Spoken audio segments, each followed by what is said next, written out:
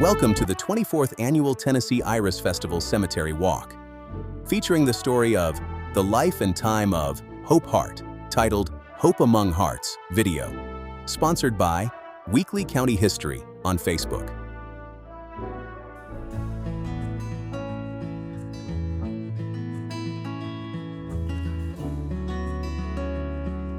All right, how are you? Imagine. Oh, okay. Have a roll back there. Jimmy, go ahead and get your chair. Sign the book. That damn book here. Doing great. Yeah. When I call it,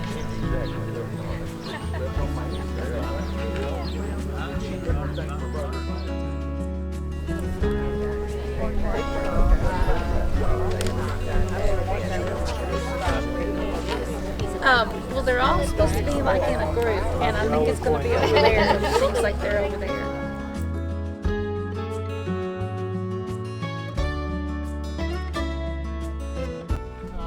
Carrie taught us that the proper way to put a flag at a grave is to pretend, I guess, that they're holding it with their right hand.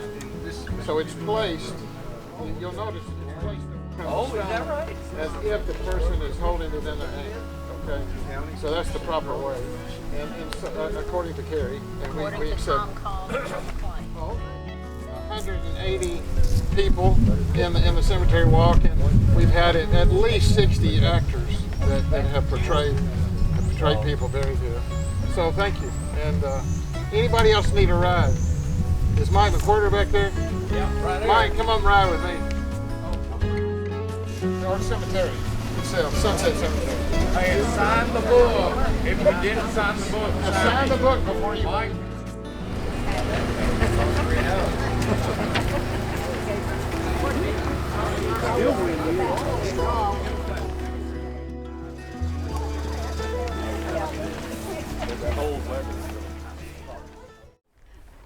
Welcome, y'all, to Sunset Cemetery and to the 24th edition of the Iris Festival Cemetery Walk. We're really fortunate this year because we're going to all portray people who are portrayed in a book that's just been published recently by the University of Tennessee Press, and it's a wonderful book. If you haven't read it, the book is called 1,000 Weddings by a local girl named Hope Hart, and it's so well written. It's a memoir, and I'm fortunate, in fact I'm honored to be one of those portrayed in the book. My name is Reverend George T. Mayo. I'm buried right there, and as you can see, I was born in 1860. Very shortly after I was born, like just 1 year old, my daddy left to go fight in the war. He fought under Nathan Bedford Forrest, and he was killed in the war. My mother died when I was young, and so I was raised by my grandparents near Palmersville.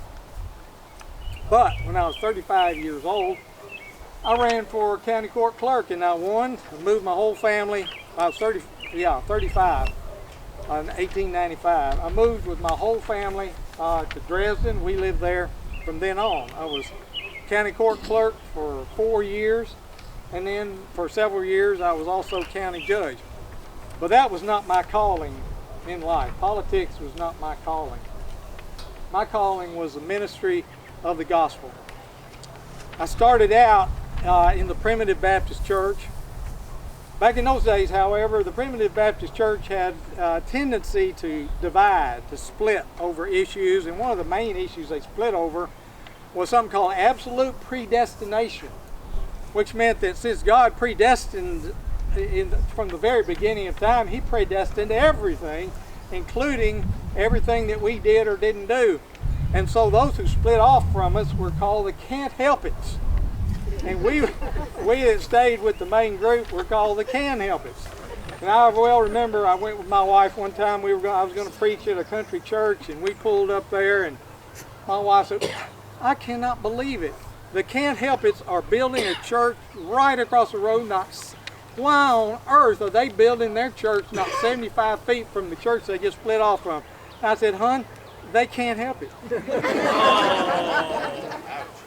I want to tell you a little bit of trivia about Dresden. Well, first of all, after I left the Primitive Baptist, went first with the Missionary Baptist, and then I went kind of mainstream and went with Southern Baptist Convention. And in fact, I was the second preacher for the Dresden First Baptist Church ever. Second ever preacher for the Dresden First Baptist Church.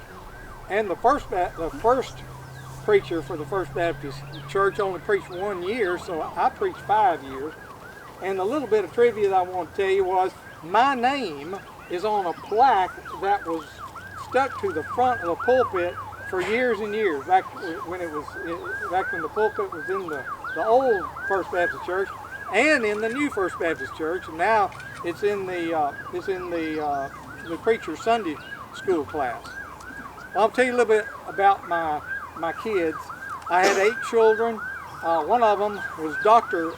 Basil Mayo. Dr. Basil Mayo built a fine house. In fact, that house is still there. It's just this side. It's on the south side of Locust Street, East Locust Street, just this side of Josh Moore's house. That very nice house there. Had another son named Spurgeon who built that stucco house that they had to tear down to make room for the library. In fact, I lived on Linden too at one time. I lived for several years in that great big beautiful red brick house next to the Baptist parsonage where Tony and Inju Winstead now live. Speaking of Linden and Tommy Moore, I understand that Judge Tommy Moore went looking for people who actually knew me. And of course I didn't die till 1948, so he found a couple of ladies, Miss Mildred Gallimore, for example, and Miss Inez Winstead. And Miss Mildred Gallimore was not all that complimentary of me, but now she was just a little girl. She was just a little girl when she knew me. She said that I was harsh. She said that when I was in the pulpit, I roared like a lion. And she also said, but now she was scared of me, but remember, she's just a little girl. She also said, however, that I was way too long-winded. And so did Ms. Winstead, said the same thing, that I was way too long-winded. But now Ms. Winstead was kind of like Ms. Hope Hart in the book. If you get the book, you read the book, you'll see that Hope Hart said that I could preach a 2-hour-long sermon on 1 glass of water. So, and then Ms. Winstead says, well, whatever you do, do not ask Reverend Mayo to say the benediction prayer or you never will get home. Now, I'm going to tell on myself one more time, and that's about the wedding that's in the book. That's between Billy Killebrew, and you're going to learn some more about Billy Killebrew on stop number 2. But that's about Billy Killebrew and Alice Moore's wedding. Billy and I were good friends, and Billy came to me and he says, now I want you to officiate at my wedding. He says, but now listen here, George, if you get long-winded, if you start in and just can't stop, now listen, I'm not going to pay you 1 red cent for your fee. Not 1 red cent. But he said, now on the other hand, if you make it short and sweet, I might just slip you a $5 bill. Now that was in 1898. $5 was a lot of money. So they had no sooner got up there, they exchanged vows, they exchanged rings. I didn't utter 1 word of sermon.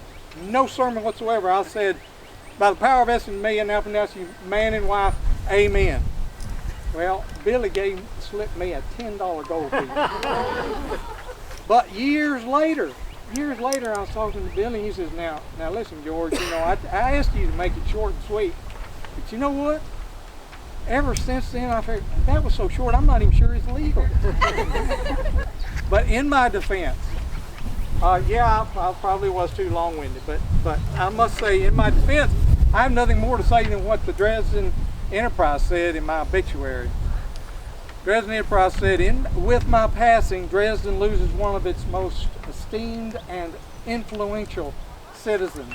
his widespread popularity is evidenced by the huge crowd that gathered for his funeral and for the quantity and quality of the floral offerings. Now, I could have been a lot more comprehensive. I could have been a lot more long-winded with you all. Tommy Moore said he slipped me a $5 bill if I cut it short. So I'm done. Thank you all.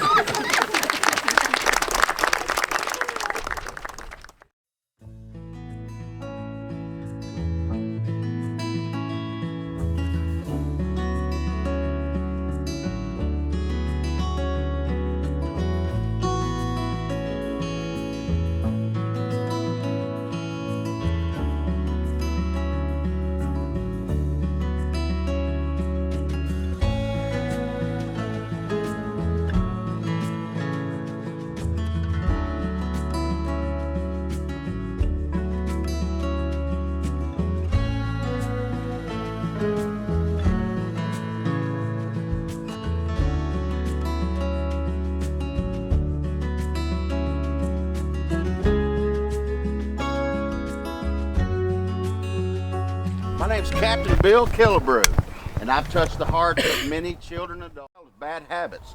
One day, Scatter bit Vernon Presley's wife on the finger, and Elvis called me up, and he's like, "Hey, does Scatter have his rabies vaccination?" I was like, "More importantly, does Vernon's wife have her rabies vaccination?" Come on. But back to me. I stayed on television forever, it seems. When Captain Bill's Cliffhanger Club ended, I had sent out more than 196,000 letters to little cliffhangers who watched the show. I once set up a booth at Liberty Land and Mid-South Fair and drew more than 5,000 caricatures in 1 year alone.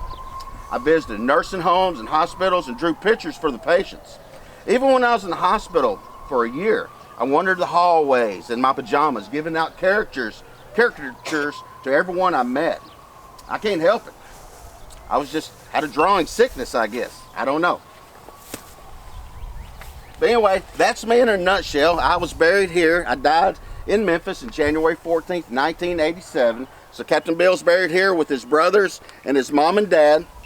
And I hope you've learned a little something today. I do want to make this announcement. I want to recognize that the Dresden American Legion Post 94, I want to thank them for providing the flags that you see here. They've been placed on the graves of veterans. There are 527 veterans in this cemetery. Anyway, I hope you've learned something today, and I appreciate it, and I hope you have a good rest of the day. Thank y'all.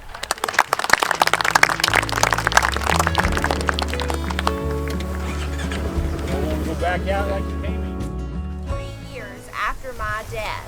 You may wonder about the title to this memoir, but my father, Sterling Reeshart, was a Methodist preacher. Our home witnessed numerous weddings, may not quite have been 1,000, but hundreds for sure. And they were the source of entertainment and great interest for our family and the extended neighborhood. Now there were 7 of us in all. Papa, Mama, there were 3 boys and 2 girls. 6 of us buried here in the cemetery, most right here where you're standing. And our beautiful, talented Eleanor, she was our oldest child. Now, I'm Ray, and I was the oldest son. And in the first few chapters of Hope's book, I was a precocious baby of the family. Now, we had 2 sisters that died in infancy, and they're buried at Little Zion Cemetery. Now, we had 2 brothers, Joe and Kay, and they were born after I was. The town folks named the men of our family, starting with Papa, Big Peach, Little Peach, Peachy, and Baby Peach. Now, after I got old enough to help, then I escorted the family. I drove them in a buggy with our old horse, Old Dick. Yeah, so,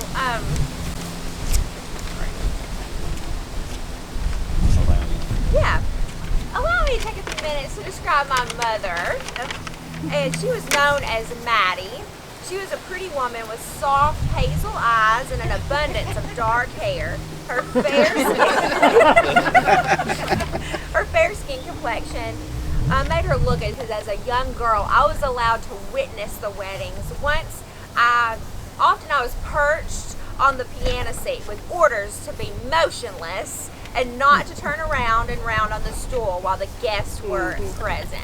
Round and round and round.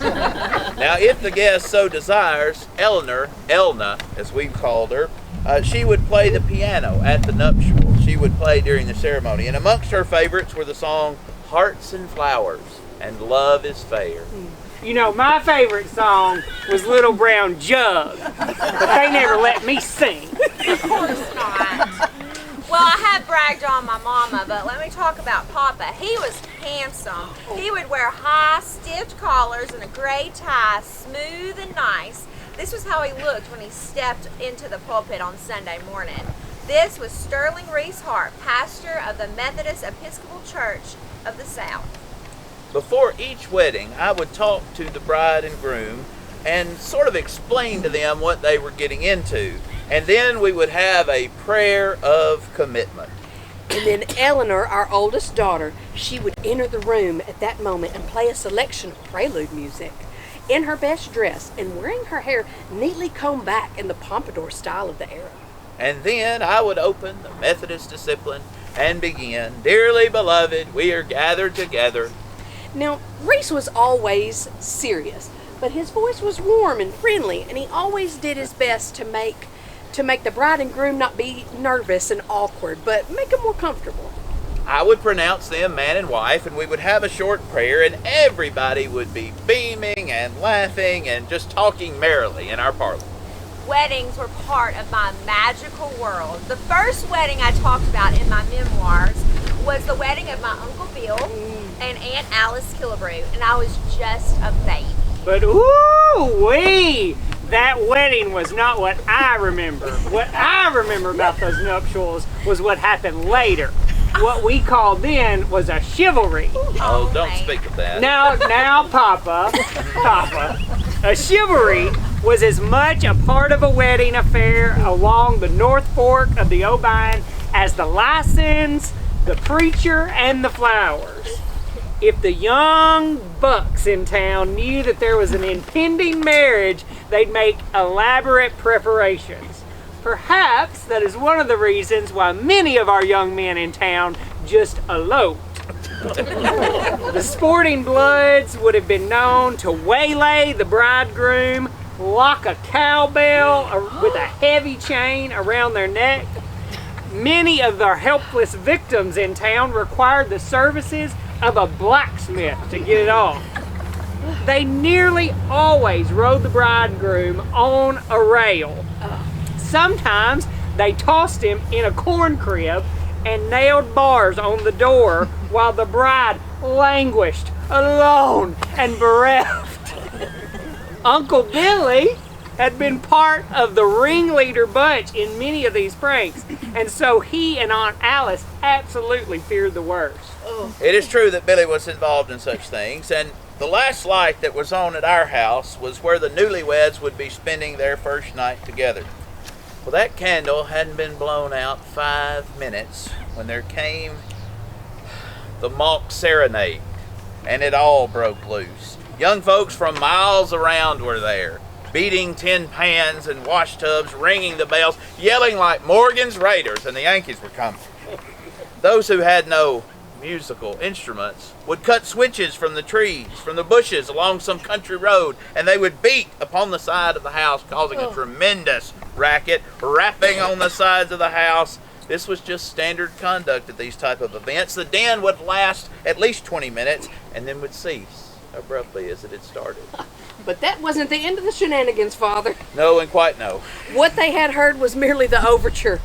The boys had been setting the stage for a real roof raiser. Their first maneuver, covered by the preliminary clamor, had been to drag a fresh fox skin across the yard and around the house several times. Then one man pulled it through the open hall, this fox skin, along the side porch, and finally up the back stairway that led to the bedroom of the newlyweds. Let's say the fox skin left a strong scent from a cooperative source over in Henry County. The hooligans had borrowed a pack of foxhounds. The hounds were enclosed wagons held nearby. At the right moment, just long enough after a short lull, the pack was released. That was the moment that turned the chivalry into the biggest uproar since the Battle of Shiloh. And y'all, you would not believe the bayings of those hounds in the house, under the house, some even up the stairs and at the door of the bedroom. Scores of excited voices urged on the dogs, eat them up! Get them in here, Ryler! Tear them up, boys! Sick 'em! The yard dogs joined in the scramble. Roosters crowed, hens cackled, peafowls screamed, livestock in the barnyard became disturbed and excited, and all enjoyed the clamor. It was great, y'all. It is fair to say that no one present ever forgot the bawling, the bleating, the braying, and the neighing, mingled with the hair-raising baying of a pack of foxhounds in full tongue. In half an hour, all was quiet and peaceful again, and in the far distance, you could still hear the faint sounds of those retreating hounds headed back to Henry County. Upstairs, there were a few stray giggles. It was indeed a memorable evening. Well, you know, every wedding was different, and every nervous couple remembered every nuptial and unforgettable event.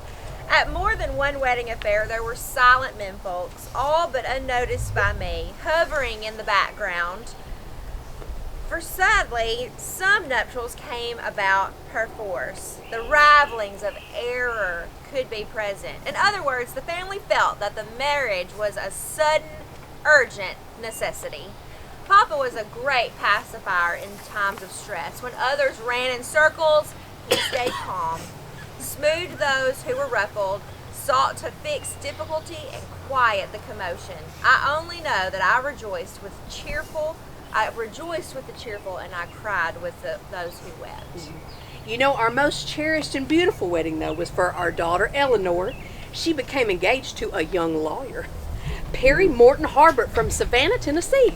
I had never known Mama to be in such a frenzy house cleaning. Oh, even though we had done the window washing, the carpet beating, the floor scrubbing routine back in the spring, it was necessary to do it all again, plus a great many extras. Oh, when Mama announced the list of things that needed to be done, Papa's eyebrows shot up, way up, a sure sign that he was thinking fast. Whatever he thought, it availed him, not in the least. The wedding plans included many renovations and upgrades to the house and the parlor. And then Sister had to go and get on a train all the way to Paducah to buy a wedding dress. Paducah! The wedding day started promptly at 5:30 a.m. I had Aunt Lisa there early, and she brought helpers with her, and we had breakfast ready first things. We ate in shifts, and it was a wonderful breakfast if you remember. We had pork chops and cantaloupe.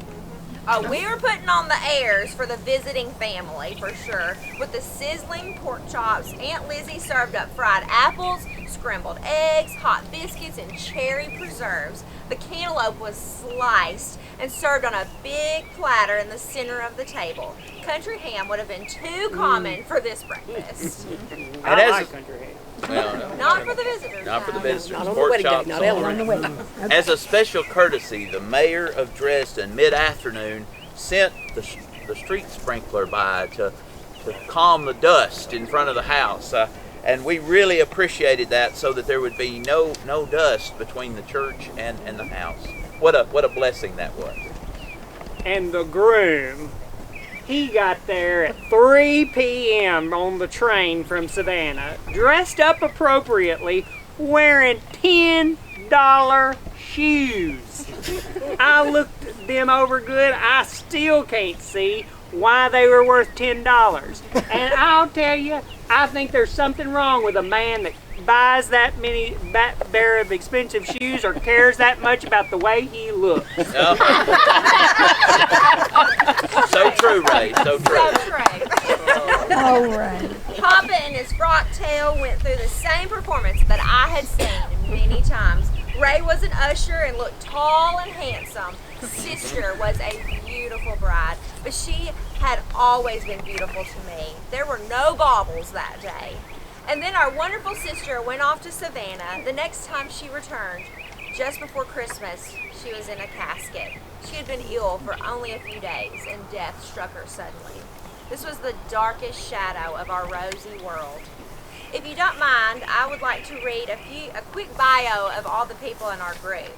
Ray Kennedy Hart, born 1987 and died in 1967. Ray graduated from Cumberland University School of Law and practiced law in Claremore, Oklahoma, before joining Sinclair Oil Company for 25 years. His two sons were Bill R. Hart of Grand Rapids, Michigan, and Ray K. Hart II of Little Rock. His grandson, Larry M. Hart, was a U.S. Naval Academy honor graduate who studied atomic science. Ray Kennedy Hart died on May 2nd, 1967 at Pulaski, Hot Springs County, Arkansas, of a cerebral hemorrhage at age 79.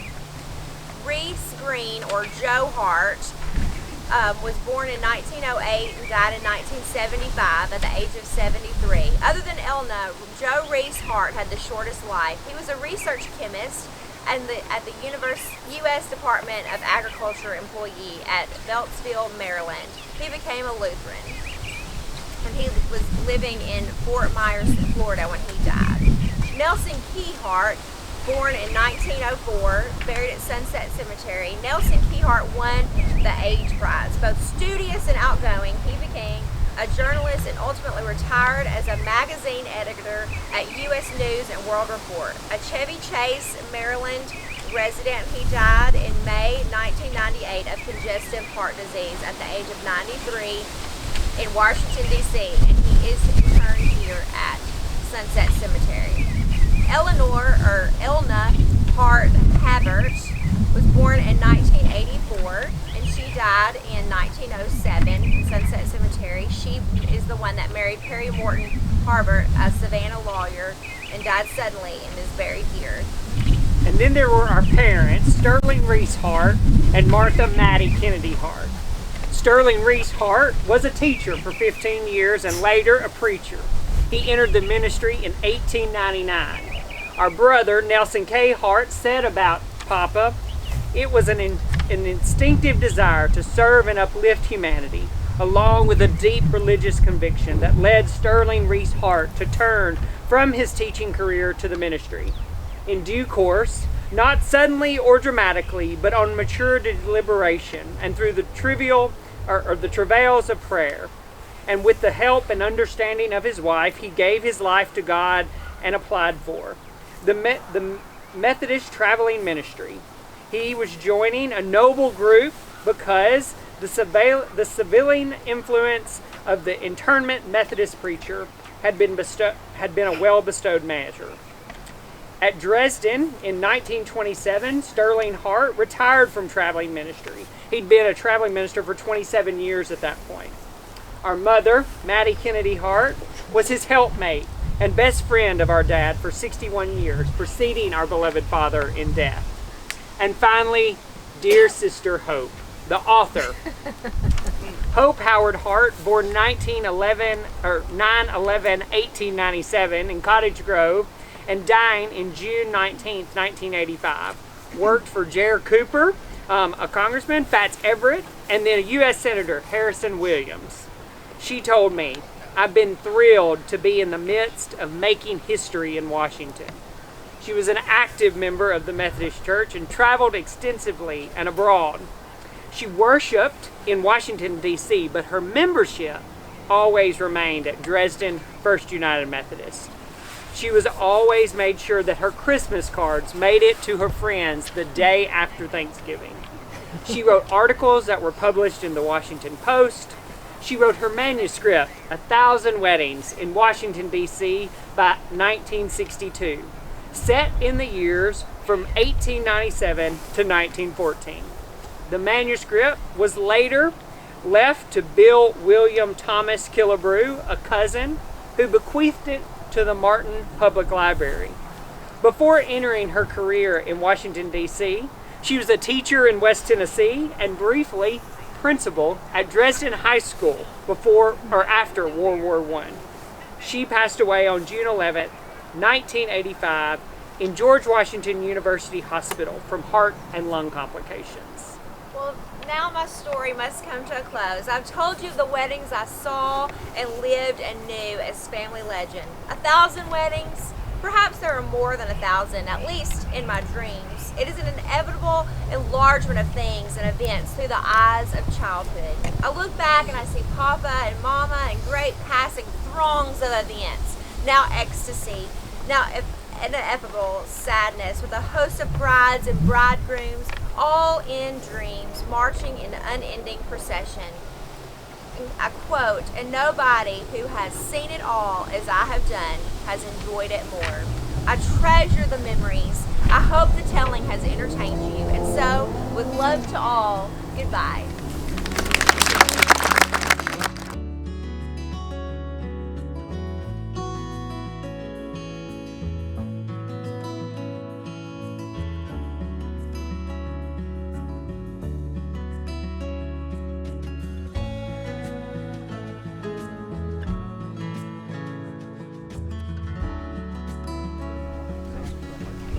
Yes. I guess he's in a group. He's in the second grade.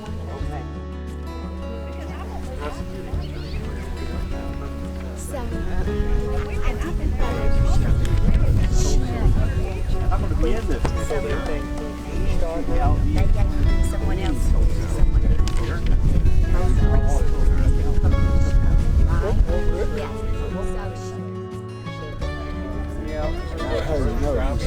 Because I posted it. Sure? Wonderful. He's been wonderful. Oh yeah, he's good. We're taking so much clean out of a lot of your time in getting this book together. We understand how difficult it was. There's still people coming. We're really good. Warmer plants all fall. She got to play on the high school people start laughing wages. So Melinda's couldn't go there for several days. Yeah.